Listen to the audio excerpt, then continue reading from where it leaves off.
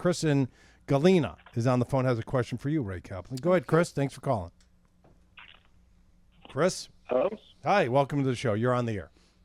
Oh, thank you very much. My name is Chris, and I had some student loans. I did a direct consolidation back in May, determined that I had made 132 payments towards the loan.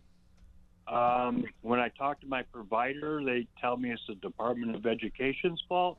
When I talk to the Department of Education, they tell me it's my provider's fault. I just don't know what to do. Do I keep making the payments, or? So do you currently work in the public sector? For 20 years.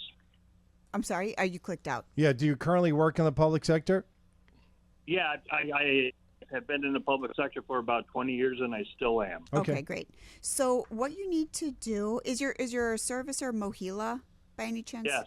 Okay, so Mohila is kind of problematic right now. In fact, I was just reading an article how the Department of Education is kind of coming down on Mohila and fining them because they've been kind of dropping the ball in terms of servicing student loans. And so Mohila was the chosen servicer to handle public service loan forgiveness. And so basically you've got to be in compliance. You've got to make 120 qualifying payments while employed full-time in the public sector. You did a federal consolidation in May of 2024, which means this executive order under the Biden administration is going to apply to you, which will allow you to get credit retroactively for all those years you were working full-time in the public sector. What you need to get to Mohila are employment certification forms.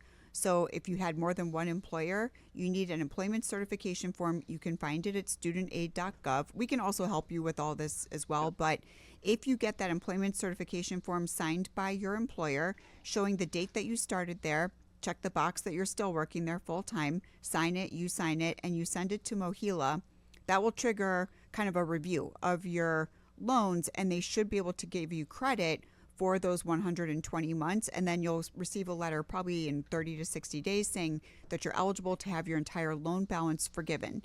And if you run into trouble, of course, we help people with this all the time, but you do have to kind of go through the process in order to get those loans forgiven. But it sounds to me like you're eligible to have them all forgiven right now. How you feel, Chris? When I talked to the Department of Education, they told me I made 132 payments. Okay, and so what they'll do is if they actually do find that you've made 132 payments and we're only required to make 120, they should give you a refund of those payments over the 120. But you do have to get that PSLF employment certification form over to Mohila so that they give you loan forgiveness and the refund.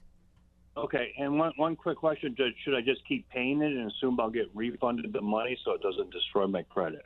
I would, yes. With the way things are going right now, I would just keep making those payments because, again, they'll refund you. Okay, awesome. Thank you very much for your help.